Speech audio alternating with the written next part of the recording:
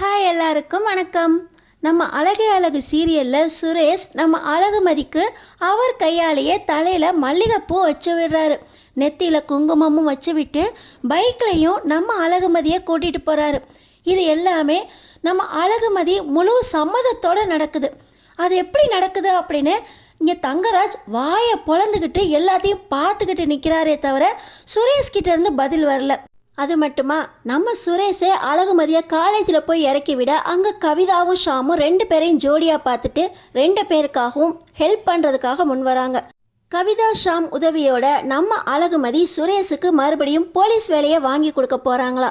அடுத்தடுத்து என்ன நடக்க போகுது தெரிஞ்சுக்கிறதுக்கு முன்னாடி இந்த வீடியோக்கு ஒரு லைக் போட்டுக்கோங்க. இந்த எகத்தாளமான ட்ரிகர் பண்ணுற மாதிரி பேச்செல்லாம் என்கிட்ட பேசாதா அப்படின்னு சுரேஷ் சொல்ல, நம்ம அழகுமதி இப்படி என்னை பற்றி என்கிட்டயே வந்து அனலைஸ் பண்ணுங்க நான் உங்கள்கிட்ட கேட்டேனா?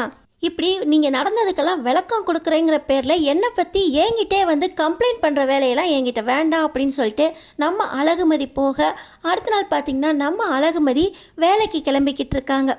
மாமனாரோட பர்மிஷனும் கிடைச்சிருச்சே, கிடைச்ச வாய்ப்பை சரியாக பயன்படுத்திக்கணும் அப்படின்னு சொல்லிட்டு நம்ம அழகுமதி வேலைக்கு கிளம்பிக்கிட்டு இருக்க. இவன் என்ன காலையிலேருந்து என்னத்தையே உருட்டிக்கிட்டே இருக்கா அப்படின்னு தூக்கம் கலைஞ்சு போய் சுரேஷ் எந்திரிச்சிட்றாரு.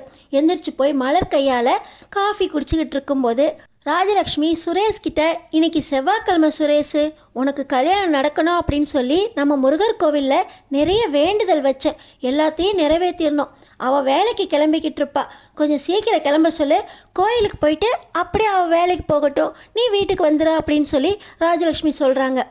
என்ன, அவள் கூட நான் கோயிலுக்கு போகணுமா அப்படின்னு சுரேஷ் கேட்க, அந்த நேரமாக பார்த்து கரெக்டாக ராகவன் வந்துடுறாரு. என்ன பேச்சு நடக்குது அப்படின்னு ராகவன் சொல்ல, ஒன்றும் இல்லைப்பா, அம்மா கோயிலுக்கு போகணுன்னு சொன்னாங்க, நான் கிளம்புறேன்னு சொல்லிக்கிட்டு இருந்தேன்ப்பா அப்படின்னு ராகவன் கிட்ட பயந்து போய் பதிலை சொல்லிட்டு சுரேஷ் நேராக ரூம்குள்ளே போகிறாரு. என்னடி நீ என்ன வேலைக்கு கிளம்பிக்கிட்டு இருக்கியா? உன்னை கூட்டு போய் நான் விடணுமா? ரெண்டு பேரும் ஒன்றா சேர்ந்து கோயிலுக்கு போகணுமா? அம்மா என்னென்னமோ சொல்லிக்கிட்டு இருக்காங்க, நீ சொல்லியிருக்க வேண்டாமா ரெண்டு பேரும் ஒன்றா சேர்ந்து போக முடியாது அப்படின்னு சுரேஷ் கேட்குறாரு. நான் என்ன சொல்கிறது, எனக்கே நீங்கள் வந்து சொன்னதுக்கப்புறம் தான் கோயிலுக்கு போகணுன்னே தெரியும். நான் வேலைக்கு வேற கிளம்பிக்கிட்டு இருக்கேன், சீக்கிரம் கிளம்புங்க, கோயிலில் போய் என்னென்ன பண்ணணுமோ பண்ணிவிட்டு நான் காலேஜுக்கு கிளம்பணும். இன்றைக்கி தான் லீவுக்கு அப்புறம் முதல் நாள் காலேஜுக்கு போகிறேன், டயத்துக்கு போகணும் அப்படின்னு நம்ம அழகுமதி சொல்லிவிட்டு அவங்க பாட்டு வேலையை பார்த்துட்ருக்காங்க. இப்போ சுரேஷ்க்கு பயங்கர கோவம். இப்படியே நின்றுக்கிட்டு இருந்தா எப்படி? நான் போய் குளித்து ட்ரெஸ் மாற்ற வேண்டாமா? நீ கிளம்பிட்டீன்னா வெளியே போ அப்படின்னு நம்ம சுரேஷ் சத்தம் போட, நான்லாம் கிளம்பியாச்சு, சீக்கிரம் கிளம்பி வாங்க, கோயிலுக்கு கிளம்பிட்டு நான் வேலைக்கு கிளம்பணும் அப்படின்னு நம்ம அழகுமதி சொல்லிவிட்டு வெளியே வந்துடுறாங்க. இப்போ நம்ம ராஜலக்ஷ்மி, என்னம்மா கோயிலுக்கு போகணுன்னு சொல்லியிருக்கேன், ஒரு நல்ல பட்டு சேலையாக எடுத்து உடுத்திருக்க கூடாதா அப்படின்னு கேட்குறாங்க. நம்ம அழகுமதி, இல்லத்த, அப்படியே நான் காலேஜுக்கு போகிறேன், காலேஜுக்கு பட்டு சேலையெல்லாம் கட்டிட்டு போனால் பசங்க ஒரு மாதிரி பார்ப்பாங்க அப்படின்னு நம்ம அழகுமதி சொல்ல, சரி சரி கிளம்பிட்ட, இன்னும் 2 நிமிஷத்தில் நானும் வந்துடுறேன், ஒன்றா கோயிலுக்கு போகலாம் அப்படின்னு நம்ம ராஜலக்ஷ்மி சொல்ல, சரிங்கத்தா அப்படின்னு நம்ம அழகுமதி மலர்கிட்ட போய், அக்கா எனக்கு லஞ்ச் ரெடி ஆயிடுச்சா அப்படின்னு கேட்க, இந்த அழகுமதி எல்லாமே ரெடி பண்ணி வச்சிட்டேன் அப்படின்னு நம்ம மலரும் கொடுக்குறாங்க. இப்போ நம்ம அழகுமதி ரெடியாகி வந்து நிற்க சுரேஷும் வந்துடுறாரு. இப்போ ராஜலக்ஷ்மி, கல்யாணம் ஆன பொண்ணு, முத கோயிலுக்கு போகிறோம், தலையில் பூ வைக்க வேண்டாமா, இது மல்லிகைப்பூ எடுத்துகிட்டு வரேன் அப்படின்னு சொல்லி இந்த ராஜலக்ஷ்மி மல்லிகைப்பூவை எடுத்துகிட்டு வந்து சுரேஷ் கையில் கொடுத்து, இந்தடா வச்சு விடு அப்படின்னு சொல்கிறாங்க. நம்ம அழகு மலர் ரெண்டு பேரையும் அப்படியே ஆன்னு பார்த்துக்கிட்டு இருக்காங்க. சுரேஷ் கையால் பூ வச்சு விட போகிறாரு, அழகுமதி தலையை காட்ட போகிறாங்க அப்படின்னு அவங்களுக்கு ஆச்சரியம் தாங்க முடியல. அழகுமதி அப்படியே நின்றுக்கிட்டு இருக்க சுரேஷ் கையில் மல்லிப்பூவை வாங்கி எப்படி வைக்கிறதுன்னு கூட தெரியாமல் அந்த பக்கம் இங்கே பக்கம் திரும்பி பார்த்துட்டு வைக்கலாமா வேண்டாமா அப்படின்னு யோசிச்சுட்டு இப்போ தான் அழகுமதி தலைக்கிட்ட பூவை கொண்டு போகிறாரு. கரெக்டாக அந்த நேரத்தில் என்ட்ரி ஆகிறாரு தங்கராஜ். டேய் மச்சான், இன்னைக்கு வேலை விஷயமா ஒரு முக்கியமான ஒருத்தரை பார்க்க வரேன்னு சொல்லியிருக்கேன், கிளம்பிடு, 11 மணிக்கெலாம் அவரை போய் பார்க்கணும் அப்படின்னு சொல்லிக்கிட்டே தங்கராஜ் உள்ள நிலைய சுரேஷ் பார்த்திங்கன்னா கையில் மல்லிப்பூவோட பக்கத்தில் அழகுமதியோடு நிற்கிறாரு. டேய் மச்சான் அப்படின்னு இந்த தங்கராஜுக்கு ஆச்சரியம் தாங்க முடியல. இவர், டேய் மச்சான் நீயாடா இது அப்படின்னு தங்கராஜ் கேட்டுட்டு இருக்க, அந்த பக்கம் பார்த்தீங்கன்னா ராகவன் உட்காந்துருக்காரு. அதனால சுரேஷுக்கு என்ன ஏதுன்னு பதில் கூட சொல்ல முடியாமல், மாமா அப்படின்னு வாயை மட்டும் திறந்துக்கிட்டே இங்கே தலையில் பூவை நோண்டிக்கிட்டு இருக்காரு. நம்ம அழகுமதிக்கு இப்போ எதுவும் சொல்லலாமா வேண்டாமா அப்படின்னு அவங்க ஒரு நிலைப்பாட்டில் இருக்காங்க. ஏன்னு பார்த்தீங்கன்னா ராகவன் வேலைக்கு விடுறதே அதிசயம் அப்படின்னு நம்ம அழகுமலர் நைட்டு தான் சொன்னாங்க.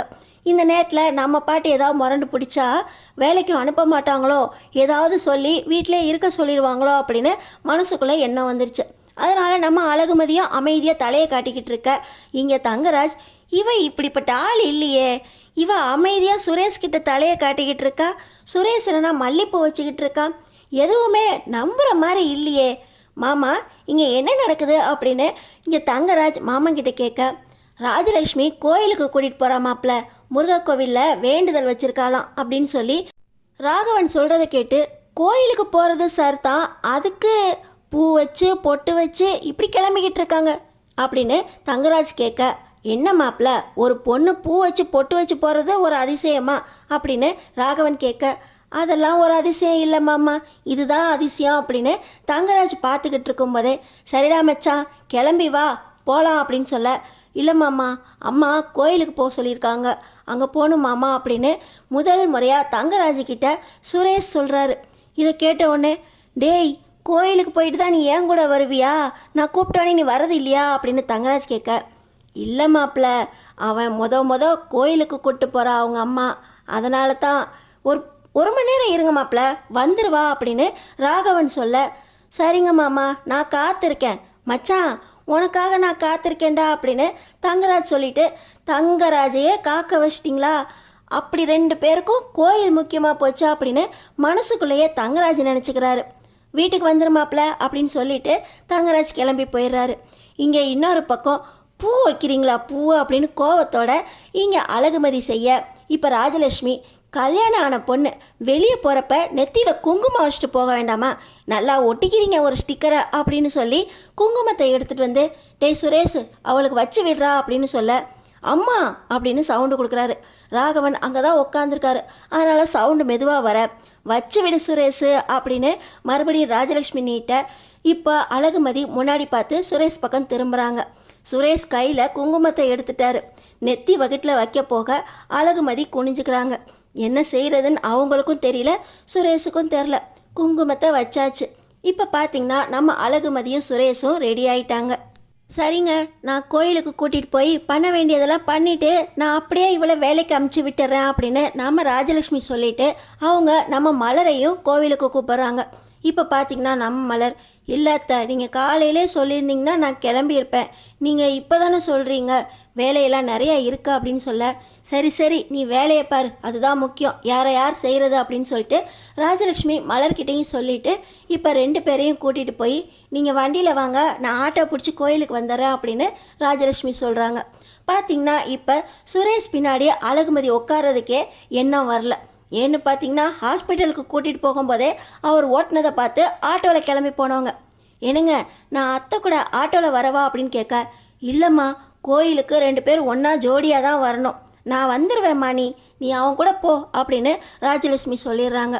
இப்போ பார்த்தீங்கன்னா சுரேஷ் வண்டியில் ஏறி உட்கார, நம்ம அழகுமதி அவரை பிடிக்காமலே ஏறி உட்கார தடுமாற, 2 பேரும் எப்படியோ வண்டியில் கோயில் வரைக்கும் ஒன்றுமே பேசாமலே வந்துடுறாங்க.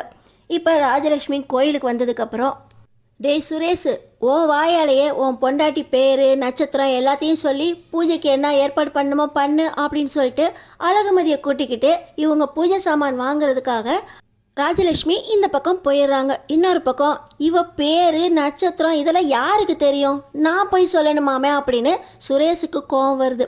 அழகுமதி அத்தை கூட போகிறமேன்ற எண்ணத்தோட காலேஜுக்கு வேற கிளம்பணும் அப்படின்னு அவங்க ஒரு டென்ஷனில் இருக்க, சுரேஷ் இன்னொரு பக்கம் இவன் நட்சத்திரம் இதெல்லாம் யாருக்கு தெரியும் அப்படின்னு இவர் ஒரு பக்கம் முழிச்சுக்கிட்டு இருக்க. எல்லா வேலையும் நல்லபடியாக முடியுது. பூஜைக்கு கரெக்டான நேரத்தில் அழகுமதியும் வந்து எல்லா பூஜையும் பண்ணி முடிச்சிடுறாங்க. இப்போ ராஜலக்ஷ்மி நீ போய் இவளை விட்டுட்டு வா, நாளையிலேருந்து அவள் பஸ்ஸில் காலேஜுக்கு போய்கிட்டோம் அப்படின்னு சொல்லி இவங்க ஆட்டோவில் கிளம்பி போயிடுறாங்க. அம்மா வார்த்தையை தட்ட முடியாமல் வண்டியில் ஏறு காலேஜில் ட்ராப் பண்ணிடுறேன் அப்படின்னு சுரேஷ் சொல்ல, நம்ம அழகுமதியும் என்ன பண்ணுறதுன்னு தெரியாமல் இன்றைக்கி இப்படி தான் போய் ஆகணும் போல அப்படின்னு சுரேஷ் வண்டியிலேயே போய் காலேஜில் இறங்குறாங்க நம்ம அழகுமதி.